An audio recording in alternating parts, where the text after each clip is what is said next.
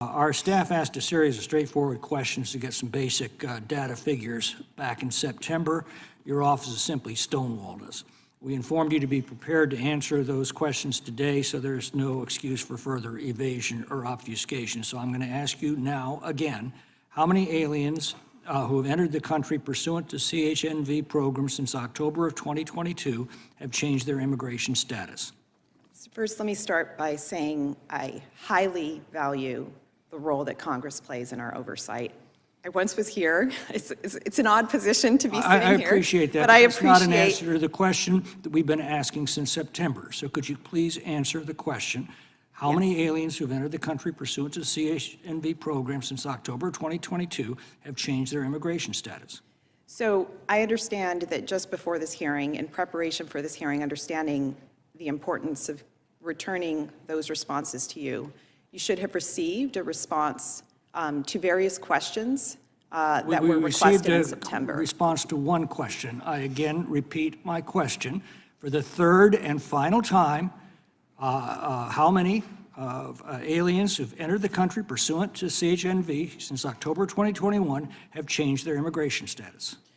At the moment, I don't have those numbers with me, but this is outrageous. How many aliens who've entered the country pursuant to CHNV since October 2022 remain CHNV parolees? Again, I don't have those numbers with me. You were asked these questions in September. You were told in advance of this hearing that they would be asked again, and you were advised to have answers for us. These are basic questions of data. I'm astonished and appalled that you would appear before this committee with all of this advance notice and not be prepared to answer these basic questions. So, Mr. Chairman, as you understand, I am the director of USCIS. I obviously am going to do my best to get back to you. There's no excuse for you appearing before this committee unprepared to ask or to answer questions that you were specifically informed would be asked.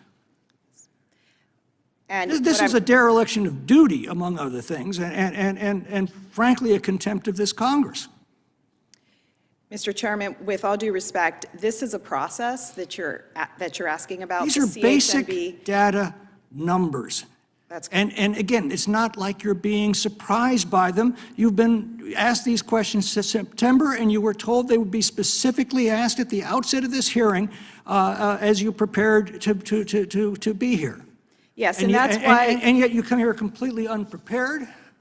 That is exactly why I did my best to ensure we could answer what I could answer. This is one of the saddest appearances by an agency head that I have observed in now 16 years in the U.S. House of Representatives.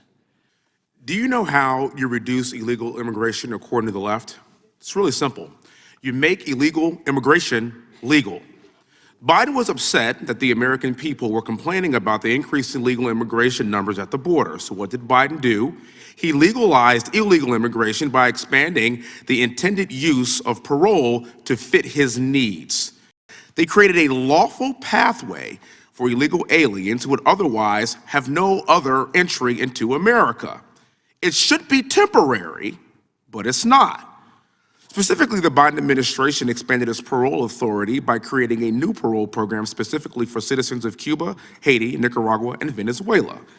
And as of October 2024, more than 530,000 Cubans, Haitians, Nicaraguans, and Venezuelans have flown into America under this program.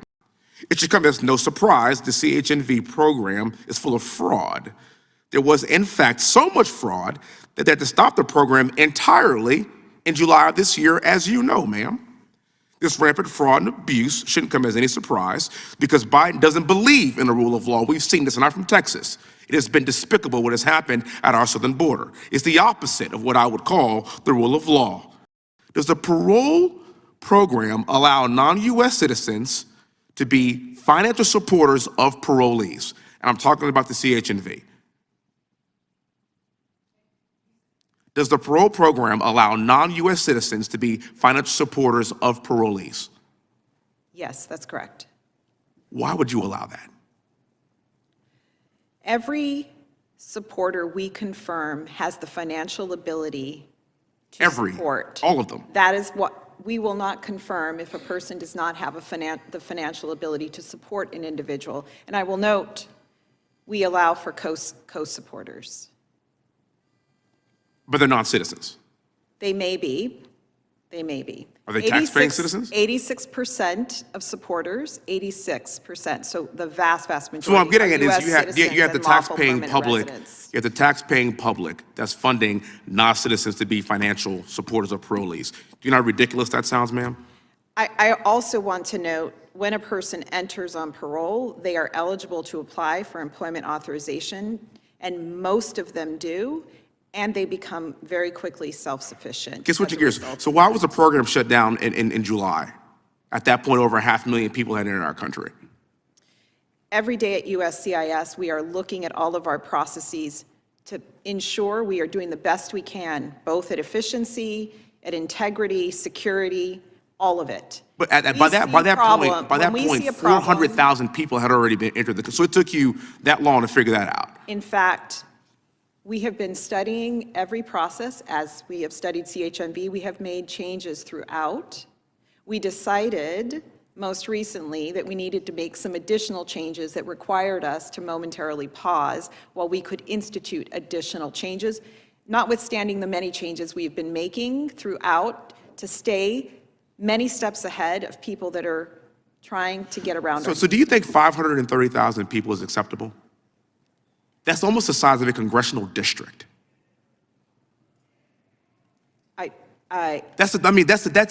Do you have to admit, that is an unbelievably high number of people that enter this country that are non-citizens.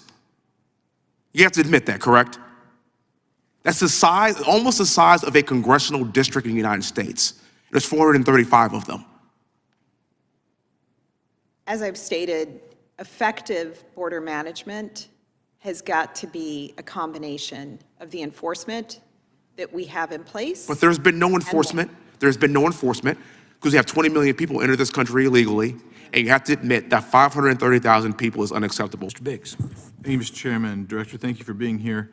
Do you agree that the same Social Security number was used on at least 20 different CHNV supporter applications? So first, let me start by saying So these are yes/no questions. So yes or no? I just want to make clear that the role that USCIS plays is on the supporter side. And I'm asking about supporter applications. Okay, I'm sorry. Can you repeat that question then? I heard it as the parolee. No, the same Social Security number was used on at least 20 different CHNV supporter applications. That's the question Thank I you. asked. Sorry. You're aware of that? Yes, I am very aware That of, happened at least 3,200 times. I don't have the exact number That's in front according of to me. DHS's report. Okay, I You don't have don't the, dispute DHS's report, do you? no, I absolutely will not. And also, I will the not same dispute phone what's number was been used on at submitted in least writing. 20 different supporter applications, at least 3,300 times. That's according to the report. Do you agree that that report's accurate? I don't have that report in front of me, but I'm reading I from won't it. dispute, yes, but I don't have it in front of me, and I would prefer. So you would dispute it? No, I'm not disputing. What I am So saying you would is- deflect and ramble around? You don't disagree with that number? You don't think I'm deliberately cherry-picking number and just saying, oh, I'm just throwing this stuff out? I'm giving you the numbers from the report.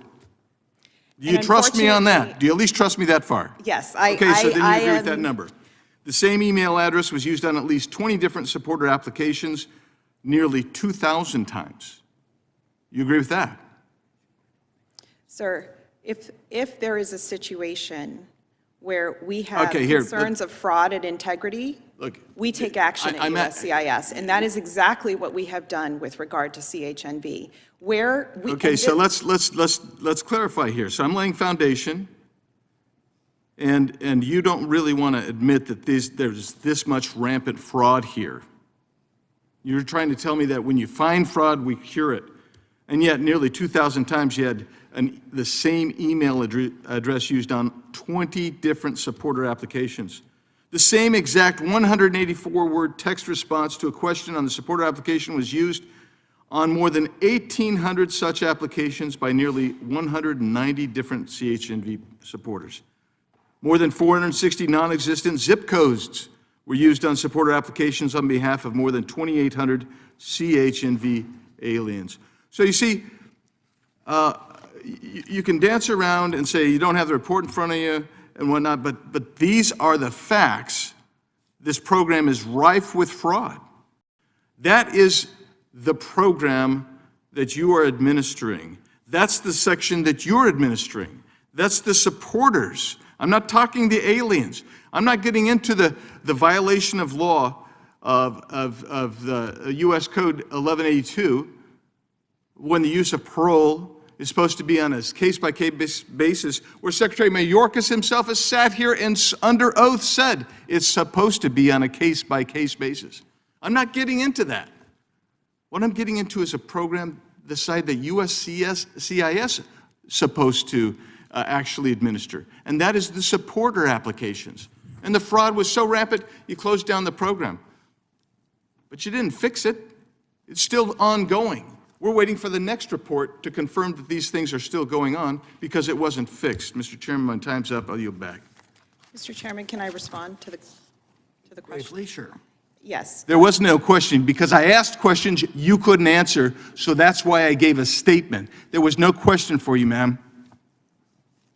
Can I comment on? No, you can't comment, but if you can answer the gentleman's question, I'll extend you the time to do so. But I don't want another speech explaining why you can't answer the question. I was trying to explain what CHNB and the changes we have made to ensure its integrity. I think there were some points made that suggested we haven't made multiple changes, and we have. You can put those in a follow-up memo to the We'd be happy committee. to. We will have many other questions that we won't be able to ask directly at this hearing. Be happy to. Mr. Tiffany. Director, there's significant fraud that's happened in the Afghan SIV program. There's a bribery scheme that was identified by the Department of Justice and brought to light where they're submitting fraudulent letters recommending SIVs to the State Department. Are you familiar with those SIV cases that are being taken care of where there's fraudulent applications being put in?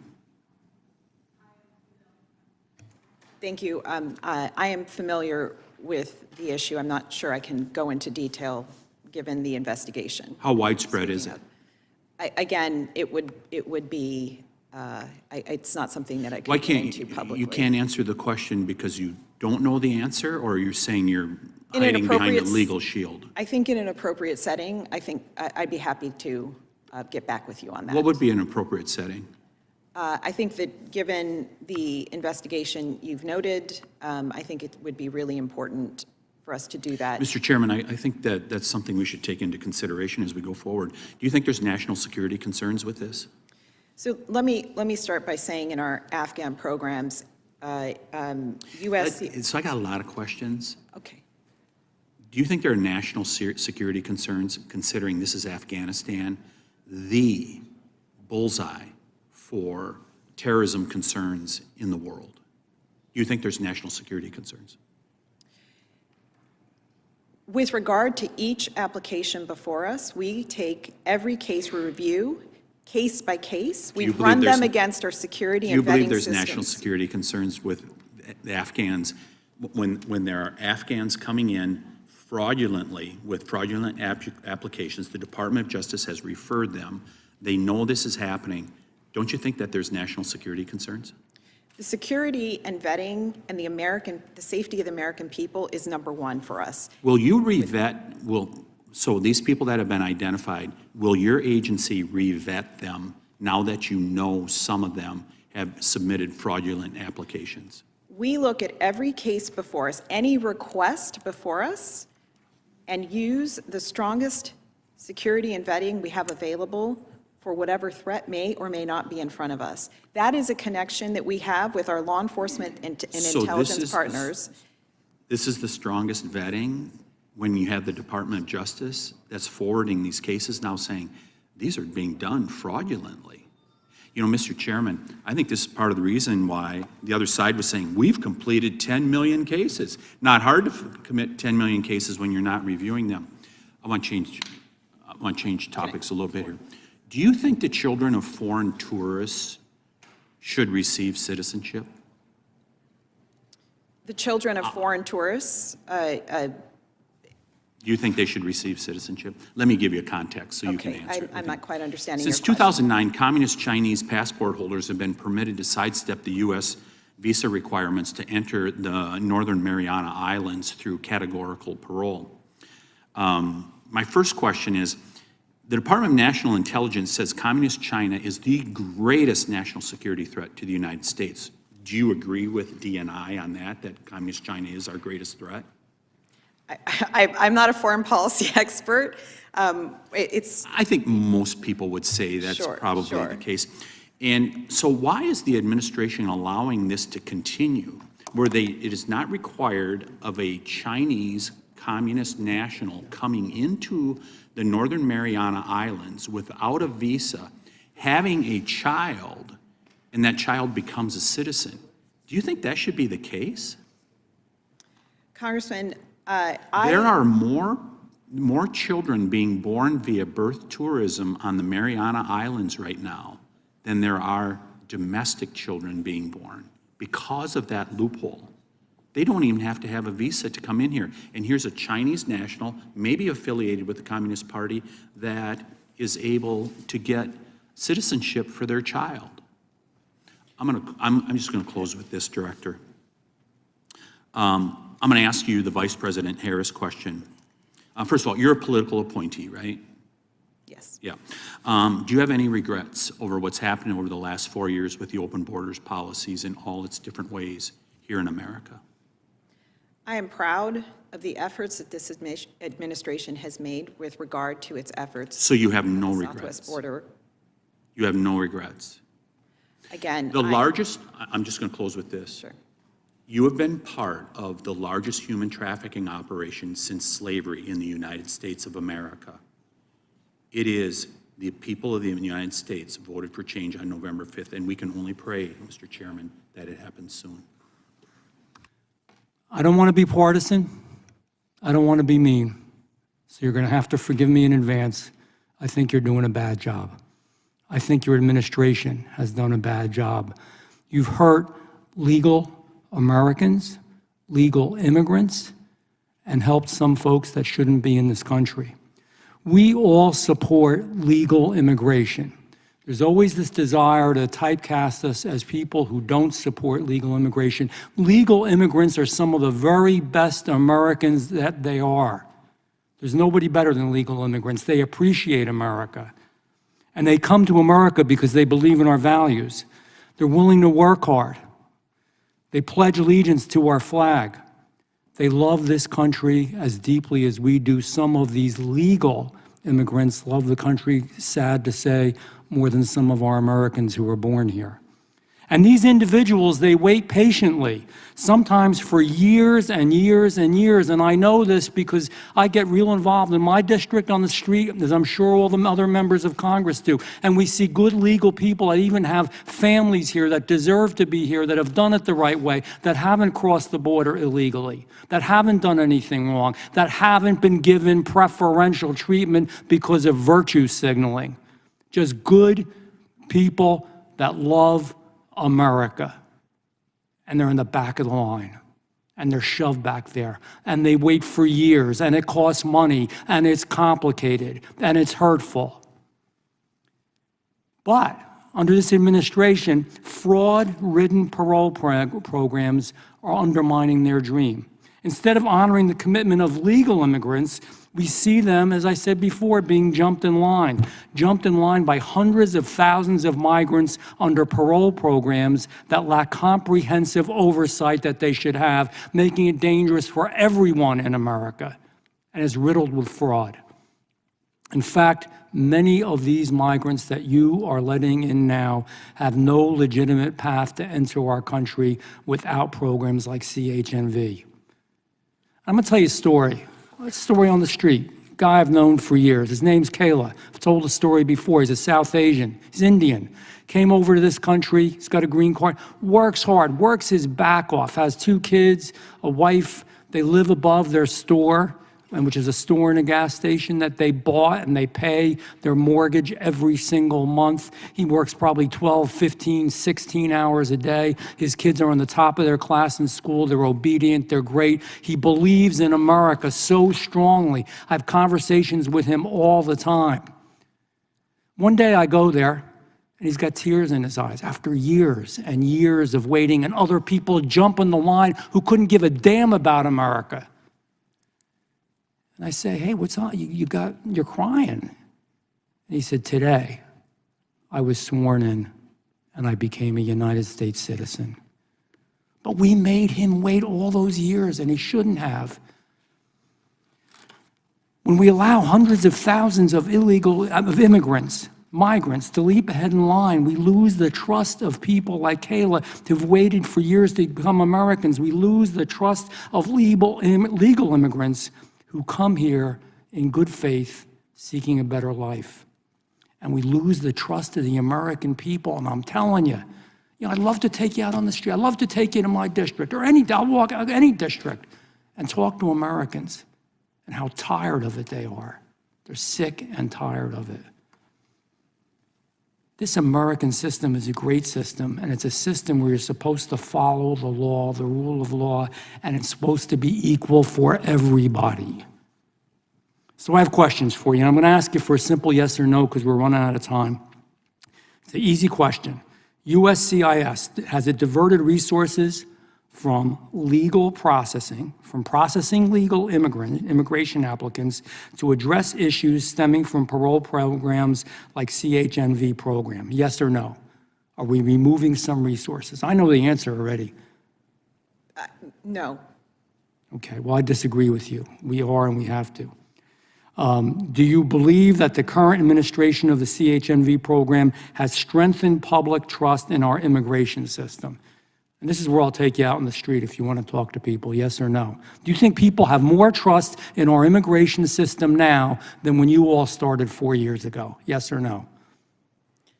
Simple question. Creating lawful pathways is one piece Yes or no? of a strategy. Do they have more confidence now than they did the before? border. Yes or no? Is there more confidence? Effective border management that's enduring. Yes or no, requires please? both Respectfully, yes or no? enforcement. Do people have more confidence now on the street, on the American people who pay the taxes, who pay your salary and my salary, do they have more confidence now than they did 4 years ago? Yes or no? I have not surveyed. You can't answer the question because you know the answer is no, they don't. It's part of what happened in this election. Mr. Chairman. I'm afraid that the gentleman is not going to get a straight answer from know. his witness, and his time is. So, Mr. Chairman, I yield back. I would like to submit for the record a question which I don't have time to get to right now regarding the visas for foreign nationals to operate as airline pilots. I would like a response from you as well. That question I asked to be put in. Members will have the opportunity to submit written questions to the witness at the conclusion of the hearing. Thank you, Chairman. Director, has there, in recent history, has there ever been a parole program of this magnitude? Which are you talking about? CHNV? CHNV. 2 years, 531,000 people get paroled in. There have been Can parole. you tell me that magnitude? In a two-year time frame, that magnitude? I don't have all the numbers in front of me, but I'm familiar with the historical use of parole through multiple administrations, Republican and Democrat. There have been many uses, some large, some small, and some have been very large. Okay, so this is not unique, you're saying? This is just run-of-the-mill type of parole that you're doing? I'm not saying it's run-of-the-mill. The parole. You give it a whole new term, lawful pathway, some term I never heard before, because we didn't pass any law saying you should do this. So I'm just trying to get, is this a special deal you guys are doing? Because it sure seems like it. No, what I am suggesting is that this is Not special? this is not something new. This has been something that has been used. This parole authority has been in the statute for decades, and it has been used by I'm just saying, is the multiple way it's being done administrations. now somewhat unique, somewhat different? Because that's our impression on this side. I'm just asking, do you think that? The CHNV process is one piece of an effective That's the piece I'm asking border about. management strategy.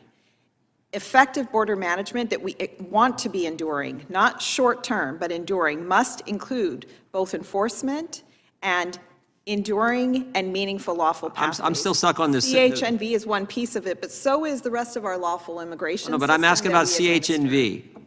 Is that, it seems like it's something out of the ordinary to me, and I think every Republican up here would say it's out there. I think the American people would probably say it's out. 30,000 a month coming in from 4 countries that you were selected, that started with Venezuela, then you had the other 3. That seems somewhat different than the normal process. And I'm saying, oh, well, how about this? What's the goal of that program? Why this unique approach, what we think is unique, why do that type of approach with CHNV? As I stated, if we want to have enduring border management, border control, we need to have all of our immigration systems working together. That includes enforcement, so Customs and Border Protection and ICE working hand in hand with us at USCIS. We each play different parts of that management strategy. That includes the enforcement of my partners, but it also includes all the lawful immigration that we process at USCIS. So it is not just CHNV, it is multiple other things that we do at USCIS. Every single day, requests come in for all sorts of lawful immigration pathways. Oh, okay. But we have this specific program for 4 countries. And why do we need that specific program for those 4 countries? Tell me the why. And I am not. Migrants coming in from those 4? I am not going to, I'm not able to speak to the management piece of paroling the individuals in and the numbers of people that are coming from these specific countries. Part of that management was an identification of a need for meaningful lawful pathways for certain populations. Well, can someone who is paroled in then become a supporter and sponsor for some new parolee? CHNV, 86% of No, that's supporters a simple question. 86%. Someone that's come in under this program, can they then become a supporter or sponsor for someone else who's coming in? 86% of them are U.S. citizens and lawful permanent residents. So I would ask, can someone do it? Yes. What's the answer? Yes, that they can happen. Yes. Okay, is that unique? Is that something that's kind of new? Historically, I'd have to think. Sure, seems like it's new. I You got a don't special have- program for 4 countries, you come in under that program, and then shazam, you can sponsor someone else to come in. I think that's probably pretty new, probably something that hadn't been done before. You know that? Our law, passed by Congress, has many instances in which, for example, a U.S. citizen can sponsor. I'm not asking about a U.S. citizen. A migrant who comes into the program, can they then become a sponsor or supporter of some new migrant coming in? You said, yes, that could happen. That's not a U.S. citizen. Right. But we have other places in our law that do similar things. So CHNV, again, is a piece of an entire border management strategy, just one piece. It cannot work alone. Neither can enforcement measures work alone if we want it to be long-lasting. And that's why this process is important. Tren de Agua, tell us a little bit about that. Those that are listening on this, tell us a little bit about this gang, Tren de Agua. Are you familiar with them? Yes, thank you for the question. At USCIS, we are always in constant communication with our law enforcement and intelligence partners to learn about new threats so that we can apply that new knowledge into every step of our process. So tell me a little bit about Tren de Agua. You're just, tell me about that gang. What do you know about them? I Are you probably don't want kidding to me? discuss too much Oh of my that. goodness gracious! Yeah, Yes. you're hiding from it. They're a very violent gang out of Venezuela, which is Yes, part of that. they are. CHNV. They're coming in here. They're killing our American people. They're taking over states. They're taking over city blocks. How do you feel about that? I tell you, in some sarcasm, I want to almost thank you guys for the job you have done, because you totally blew it. The American people are sick and tired of what they've seen over the past 4 years. And you should all be fired. Well, you will be here shortly, because the American people said, we ain't going to tolerate this anymore. I don't know, quite honestly, how Mayorkas and some in the administration even sleep at night with the job you've done with this parole. And you'll put some fancy words, you try to change a definition to justify this incompetence. It's criminal, quite honestly, what you've done. And when you see the families of these victims that have been tortured, raped, brutally murdered by individuals coming into our country, violent criminals, and I sent letters to Mayorkas, I got nothing. I heard nothing. The Border Patrol, everybody knew about Trendiagua, the gang. They didn't do nothing. They did nothing. And you didn't think the people were paying attention, the American people. You think they're too naive. They woke up, and now you're gone. And I can't wait till January 20th when President Trump will secure our border and put the American people first. I yield the rest of my time to the great chairman. I thank the gentleman for yielding.